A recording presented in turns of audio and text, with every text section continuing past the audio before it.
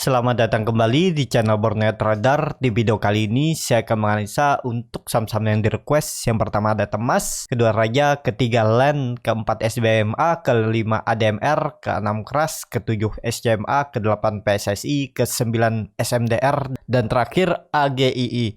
Langsung saja ke saham pertama. Ada Temas yang ditutup menguat 7,31% ke harga 3080. Kalau dilihat transaksi asing seminggu kemarin itu net buy. Kalau dilihat dari broker summary-nya, Temas ada akumulasi. Langsung saja ke teknik. Secara teknikal, Temas masih sama, potensinya tetap arahnya tuh 3500 sampai 3800 karena Temas sudah terkonfirmasi rounding bottom. Nih ya, kalau dilihat juga Temas all time high ya. Dan tapi volume saat dia terus naik itu malah berkurang ya. Jadi rawan juga kalau baru beli di pucuk. Ini benar dia itu baru breakout dari resisten 3000 yang sebelumnya diuji gagal turun terus naik lagi dan akhirnya breakout. Harusnya masih ada potensi lanjut naik. Targetnya itu 3250 itu ya. Kalau ditarik dengan Fibonacci retracement pas ya di 3250 potensi untuk target yang akan disentuh oleh Temas. Jadi Temas bisa naik lagi satu candle besok Senin. Cuman hati-hati itu udah di pucuk dan Temas sudah 3 candle seperti lilin hijau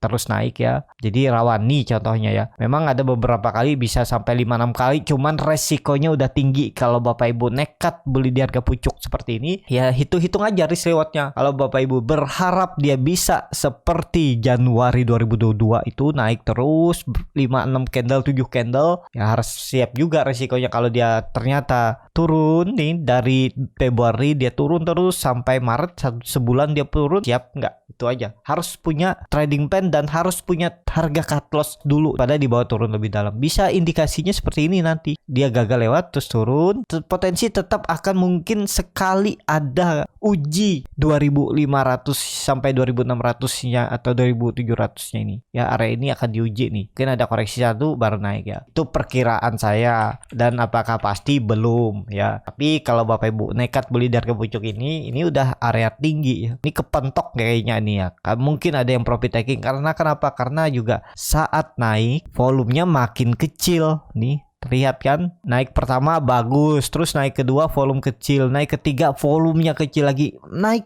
mungkin masih bisa naik tipis ke 3200 3250, habis itu kemungkinan ada profit taking ya. Hati-hati karena udah naik cukup tinggi nih. Dari breakoutnya 2500 nih aja kalau ada yang beli buy on breakout tuh udah 27%. Ya pasti ada yang profit taking karena udah tahu itu area resisten. Ya jangan beli. Kalau Bapak Ibu yang baru belajar, kalau Bapak Ibu yang baru coba trading atau coba untuk beli saham, ya jangan beli saat hijau apalagi di pucuk seperti ini ya. Rawan, memang probabilitas bisa naik, tapi resikonya kalau Bapak Ibu nggak siap cut loss mepet, ketat, ya bisa rugi dalam. Jadi seperti itu ya. Mungkin Bapak Ibu melihat histori sebelumnya nih, nggak apa-apa beli di pucuk, nanti dia turun, nanti naik lagi. Betul, dia bisa naik lagi, tapi nggak tahu kapan kan. Di Bapak Ibu beli di Februari, baru profit itu di Mei. Itu pun karena sahamnya lagi bagus, lagi uptrend, memang lagi momentumnya, memang lagi skenario bantarnya masih mau ngerik. Tapi kalau Bapak Ibu beli saham yang memang dia habis naik tinggi terus didistribusi terus dan nggak ada lagi peluang untuk naik dalam waktu cepat, ya itu ya banyak nggak ada HKMU. Nah, kalau beli saat naik sekarang udah di 50. Arto kan untung udah mulai naik lagi ya. Apakah bisa naik dia ke harga beli Bapak Ibu 17.000 18.000? Itu perlu waktu. Cuman nih itu rugi waktu kalau nunggunya ya.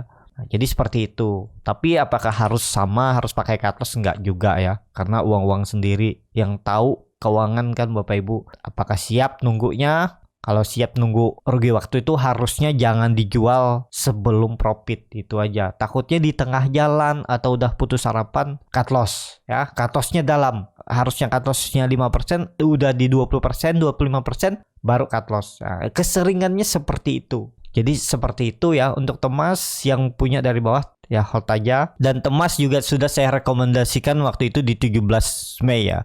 Nih, saya suruh spek buy nih. Kok berani buy di pucuk ya? Karena saya punya strategi, punya teknik yang ya nggak mungkin saya jelaskan di sini ya. Yang harus saya suruh buy Temas. Nah ini belinya memang pas pre-out ya, tapi memang indikatornya bagus dan target saya itu cuma 2.550 waktu itu, tercapai dalam 5 hari. Itu lumayan tuh, 13% ya. Tapi kalau ada yang follow the trend, sekarang udah profitnya cukup luar biasa ya.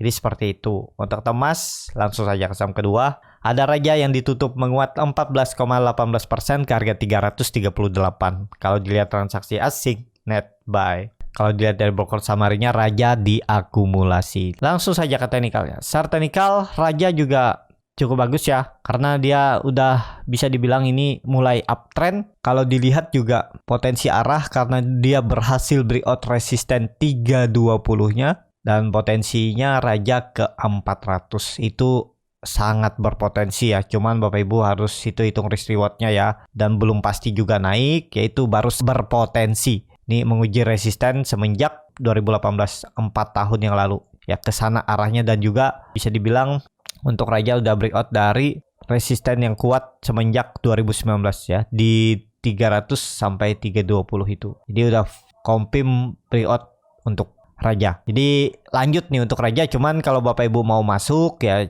cari itu aja. Kalau dia lagi membuat candle merah ya, karena ini udah 4 hari juga naik seperti lilin, memang volumenya makin besar ya, berarti masih berpeluang naik terus. MACD-nya juga sangat tajam mengarah ke atas nih, sudut kemiringannya udah 45 derajat bahkan 90 derajat ya. Kalau dilihat MA20 juga sudah melengkung ke atas lebih dari 45 derajat. MA60 juga sudah di bawah, MA200 juga sudah di bawah, berarti Raja ini strong uptrend ya. Jadi indikasi sama tuh strong uptrend apabila saham MA yang paling kecil itu udah paling atas ya, MA20, terus pertengahannya MA60 di tengah, dan di bawahnya MA200.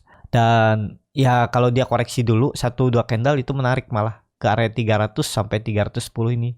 Ini spek buy area ini bisa nih. Terus naik lagi ya. Pokoknya kalau dia kembali turun dari 300 jual aja. Kalau beli di harga sekarang itu terlalu dalam, sekitar 12% cut loss-nya. Bahkan toleransi tambah 3%, 4%, jadi 16% ya. Jadi lebih ke wait and see aja dulu. Kemungkinan juga Raja bisa lagi membentuk wave 3-nya. Ini terlihat ya, bisa wave 3 nih di area ini. Jadi seperti itu ya untuk Raja, targetnya ke 400, tapi mungkin akan masuk di pantauan saya untuk di swing, cuman cari area belinya dulu ya, tunggu dia ada koreksinya. Seperti itu untuk Raja. Langsung saja ke saham ketiga.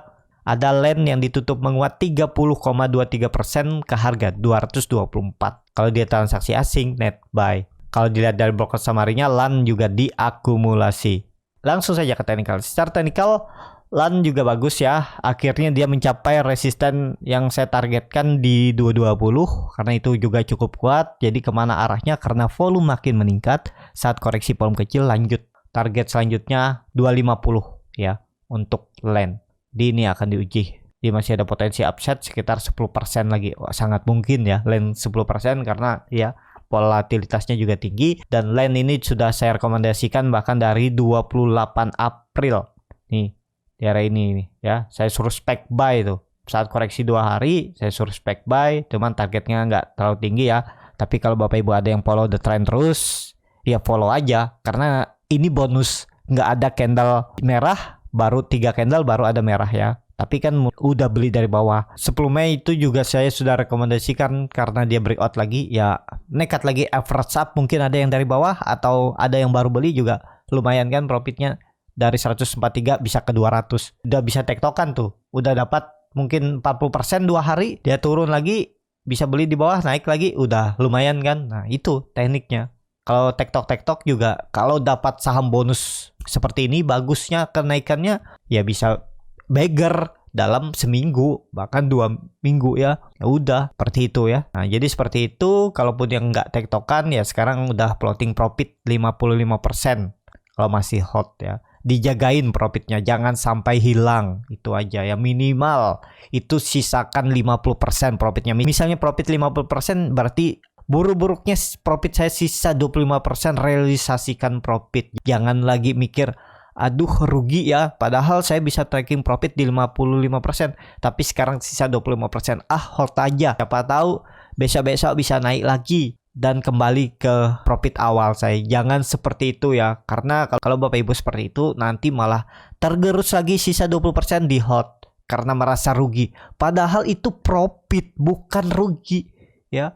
TP aja udah realisasikan. Jangan ada nyesal. Kalau Bapak Ibu selalu ada rasa penyesalan, cut loss nyesal, TP nyesal, nanti itu terbangun termindset di pikiran Bapak Ibu, nanti susah untuk Bapak Ibu berkembang di pasar modal karena pasar modal ini nggak mungkin bisa sesuai dengan pikiran Bapak Ibu ya, karena kebanyakan besar trader itu follower, cuman trader yang modal-modal besar yang bisa jadi mover, tapi movernya juga di saham-saham yang gorengan, nggak mungkin juga mover di big cap dan juga di saham-saham second yang bid offernya tebal ya, nggak mungkin kan.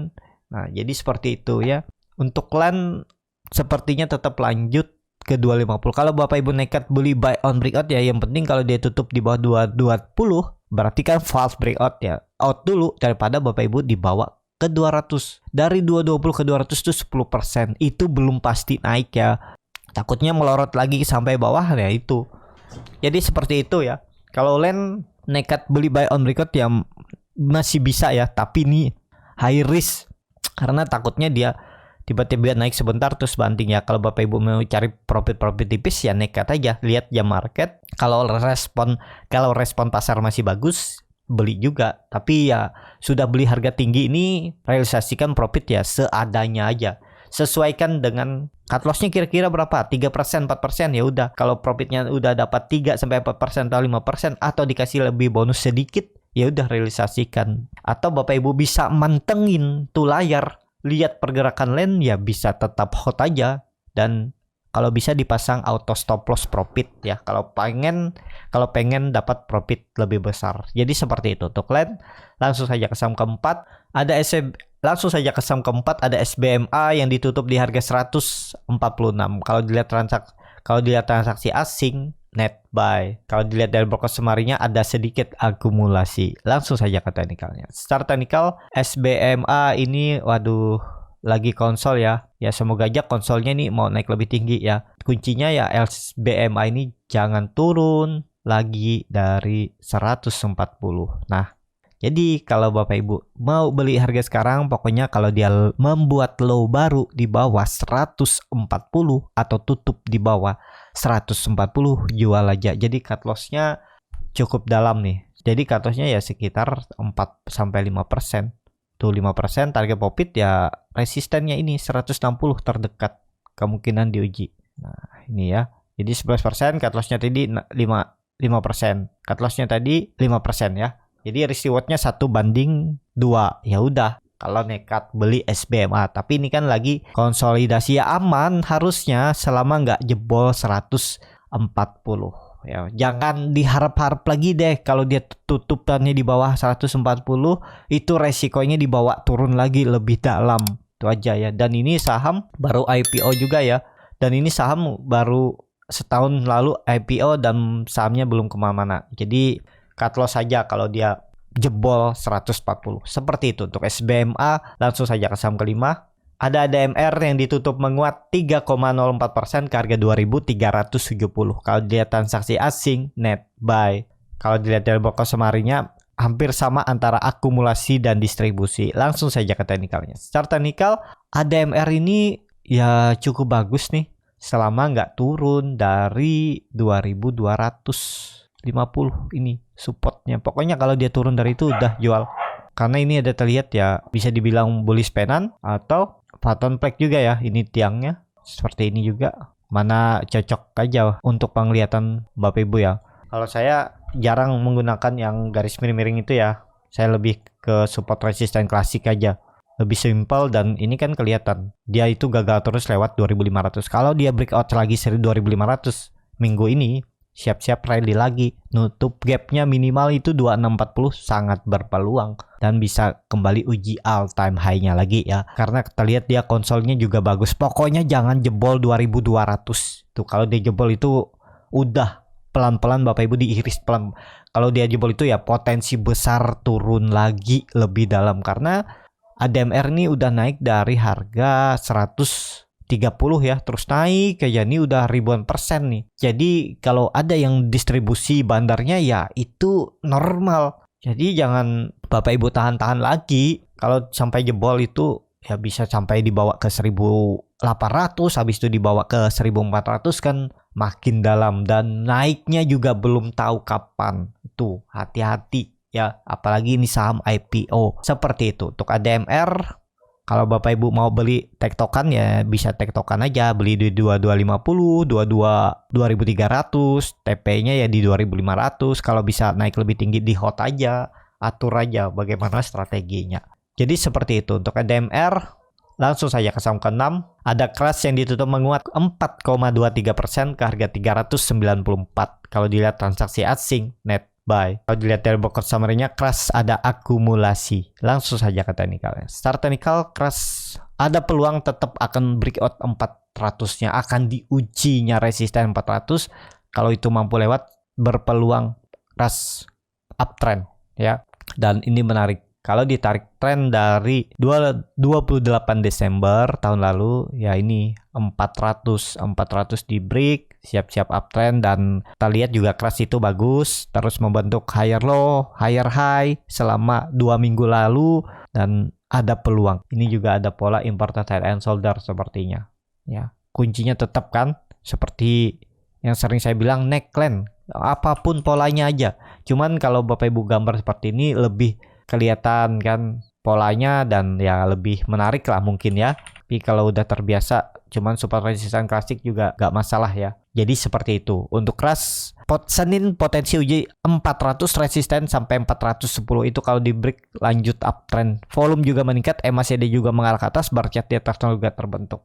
Jadi menarik untuk Crush, apakah bisa spec buy? Biasanya ada pertanyaan seperti itu ya. Ya agak tinggi udah ya, karena udah deket resisten 400. Jadi lebih ke wait and see aja dulu. Kalau nekat beli buy on breakout dengan resiko false, ya bisa juga. Pokoknya kuncinya jangan turun lagi. Untuk Crush itu dari 380. Kalau dia turun dari 380, exit aja. Kalau nekat beli dari sekarang, risk rewardnya nggak ideal kan. Ya kalau Bapak Ibu sabar, tunggu aja dia, siapa tahu koreksi atau tunggu di atas. Kalau dia confirm breakout ya beli buy on breakout, jual dulu kalau jebol lagi 400 kembali turun. Udah seperti itu. Untuk Crush, langsung saja ke saham ke-7. Ada SCMA ditutup menguat 2,8% ke harga 220. Kalau dilihat transaksi asing, net sell. Kalau dilihat dari broker summary-nya, SCMA ada distribusi. Langsung saja ke technical-nya. Secara technical, SCMA ini bisa dibilang strong downtrend ya, karena terus membentuk lower high, lower low. Jadi kondisi seperti ini memang di area kritisnya 220. Kalau itu gagal bertahan, siap-siap ke 200. Karena dilihat ada indikasi dia membuat candle hammer dan tutupannya di atas harga tertingginya. Kalau ini sinyal untuk dia reversal, berarti dia nggak turun lagi dari 220. Jadi kalaupun nekat beli di saham downtrend bisa profit, bisa. Kalau misalnya nekat beli tapi ini kembali lagi disclaimer on, ya tutupan di bawah 220, jual aja. Pokoknya dia turun misalnya rugi 2%, 3% dari harga penutupan hari Jumat, ya udah cut aja. Karena nggak kuat dan potensinya ke 200. Kalau Bapak Ibu mau tetap hot, siap-siap ruginya sampai 10%. Itu aja. Kalau saya biasa saya cut dulu. Kalau niat beli SCMA saya cut. Kalau dia jebol turun dari 220 ya saya tunggu lagi di 200. Jadi cut loss-nya misalnya 3% aja atau 4%. Nanti di 200 beli lagi. Kalau dia mantul ke 220 atau ke 216, 214 udah 7%, ya ketutup juga rugi yang sebelumnya kan. Malah dapat profit 3% ya. Itu keuntungannya kalau pakai cut loss. Kalau sesuai skenario dia jebol turun ke support selanjutnya. Ya pasti ada pantulan di support selanjutnya. Gak mungkin langsung jebol aja gitu. Pasti ada satu candle hijau. Jadi seperti itu. Untuk SCMA langsung saja ke saham ke-8. Ada PSSI yang ditutup terkoreksi 3,03% ke harga 640. Kalau dilihat transaksi asing, net buy. Kalau dilihat dari broker summary-nya terlihat ada distribusi. Langsung saja ke technical-nya. Secara technical untuk PSSI ini kalau saya lihat ya, kemungkinan tetap bertahan tuh di 625 atau mentok-mentok 600. Tapi kalau dia turun ke 600, dia berarti membuat low baru kan. Harusnya sandarannya ini di 625 ini aja. Ya buruk-buruknya 600 lah. Tapi ini aja ya, pokoknya kalau dijebol 625 udah membuat low baru, cut aja dulu. Tapi belinya di 620 kalau bisa, di 625. Jadi kalau tutup di 615, 610 udah jual dulu aja. Nah, kalau memang dia mau tetap bertahan, ini juga ada pola pattern flag ya. Harusnya ini aja dia ke mentok-mentok 600 lah kalau Bapak Ibu kasih toleransi ya. 600 bisa tuh. Tapi belinya di 625, 620 itu area belinya. Kalau dilihat ya, dia ini bisa ngisi tenaga lagi ya. Dia konsolidasi dulu, gangguin psikologis retail. Kalau yang nggak sabaran, cut loss atau TP dikit yang beli dari bawah, mereka nampung barangnya baru ditarik naik lagi ya.